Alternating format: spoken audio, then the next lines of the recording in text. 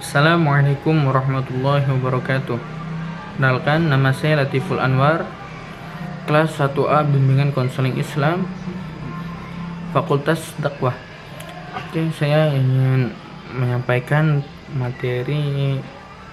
salah satu materi belajar dari mata kuliah psikologi. Baik. Belajar merupakan suatu proses, suatu kegiatan, dan bukan suatu hasil atau tujuan. Belajar bukan hanya mengingat, akan tetapi lebih luas dari itu, yakni mengalami. Pengertian belajar sendiri sama beragam mengingat persepsi orang yang berbeda-beda mengenai pengertian belajar dilihat dari sudut pandang tertentu, namun memiliki kesamaan. Dalam NS Panduan dari Sedang Belajar, kegiatan Yurton 1984 dikemukakan bahwa belajar adalah suatu proses perubahan tingkah laku pada diri individu karena adanya interaksi antara individu satu dengan individu yang lainnya. Dari pengertian di atas dapat diketahui bahwa belajar adalah suatu proses yang membawa perubahan tingkah laku pada diri individu karena adanya usaha. Hasil dari proses belajar itu sendiri adalah bertambahnya ilmu pengetahuan, adanya penerapan pengetahuan, muncul kemampuan baru pada diri individu, atau perubahan tingkah laku berupa pengetahuan atau kognitif, keterampilan atau psikomotor, dan sikap efektif. Adapun proses belajar menurut pandangan Jerome S. Brunner. Menurutnya, dalam proses belajar dapat dibedakan menjadi 3 fase, yaitu informasi, transformasi, dan evaluasi. Adapun informasi, dalam tiap pelajaran kita memperoleh sejumlah informasi. Ada yang menambah pengetahuan yang telah kita miliki nih.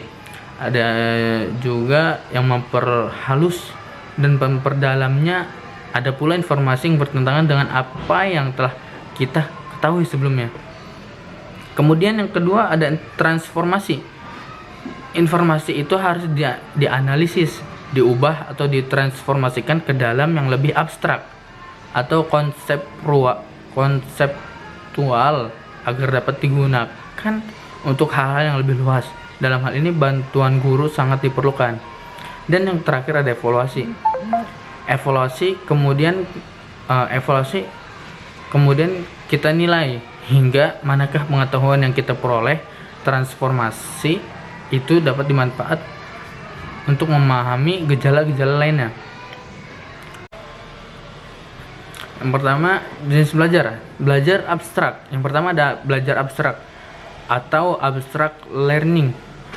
Belajar abstrak pada dasarnya adalah belajar dengan menggunakan suatu cara berpikir abstrak. Tujuannya yaitu untuk memperoleh suatu pemahaman serta pemecahan yang tidak nyata. Dalam mempelajari suatu hal yang abstrak, peranan akal atau rasio sangatlah penting. Begitu pula dengan penguasaan atau suatu prinsip dan konsep-konsepnya. Adapun yang kedua yaitu belajar keterampilan, skill learning. Nah, belajar keterampilan yaitu suatu proses belajar yang bertujuan untuk memperoleh sebuah keterampilan tertentu dengan menggunakan suatu gerakan motorik. Dalam belajar jenis ini, proses pelatihan yang intensif dan teratur sangat diperlukan, termasuk belajar dalam jenis ini, yaitu misalkan belajar cabang olahraga, melukis, memperbaiki benda-benda elektronik. Nah, bentuk belajar keterampilan ini disebut dengan latihan atau training. Kemudian yang ketiga ada belajar social learning. Belajar sosial ialah belajar yang bertujuan untuk memperoleh sebuah keterampilan dan pemahaman terhadap suatu masalah sosial, penyesuaian terhadap nilai sosial dan sebagainya. Contoh dari belajar ini yaitu belajar memahami suatu masalah keluarga, masalah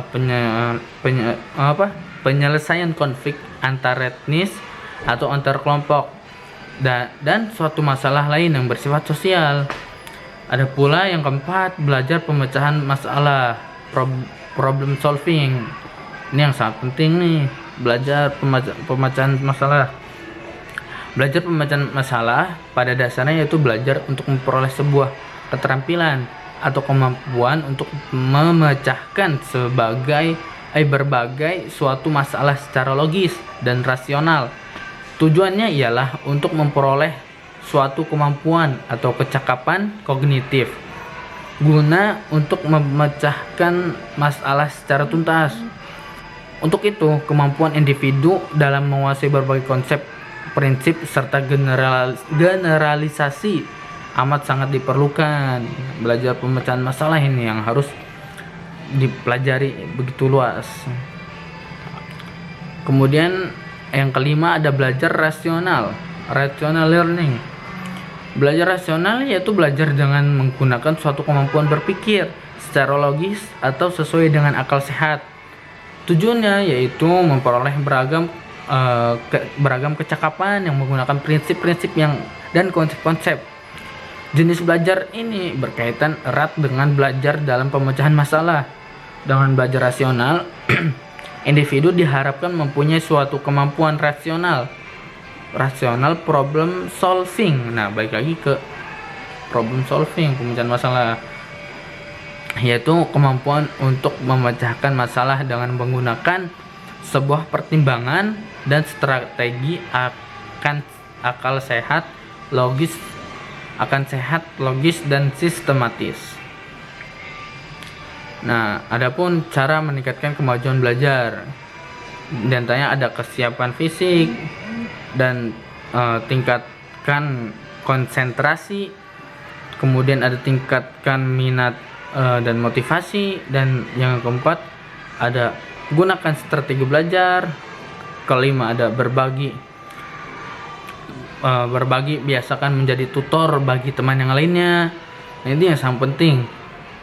Adapun uji hasil belajar, nah tujuannya ada sebuah sekolah manapun itu mengadakan ujian, yaitu menguji hasil belajar selama dia belajar di situ. Apakah ilmunya bermanfaat, berguna, sama dia diserap atau tidak. Nah, ada tujuannya untuk menguji hasil belajar. Kemudian ada tujuan dari belajar, di antaranya mengembangkan kecerdasan ilustrasi dari belajar online. Tujuan dari belajar mengembangkan kecerdasan ilustrasi dari belajar online. Dilansir dari situs Neperov, tujuan belajar yang pertama yaitu untuk mengembangkan kecerdasan, mempelajari berbagai macam ilmu dan pengetahuan, dan dapat mengembangkan pemikiran yang cerdas. Bukan hanya itu, belajar juga dapat meningkatkan kemampuan logis dan keterampilan dalam membuat keputusan hidup. Dalam hal ini, kecerdasan yang terus diasah dan dikembangkan melalui kegiatan belajar selalu memberikan berbagai manfaat baik bagi kehidupan.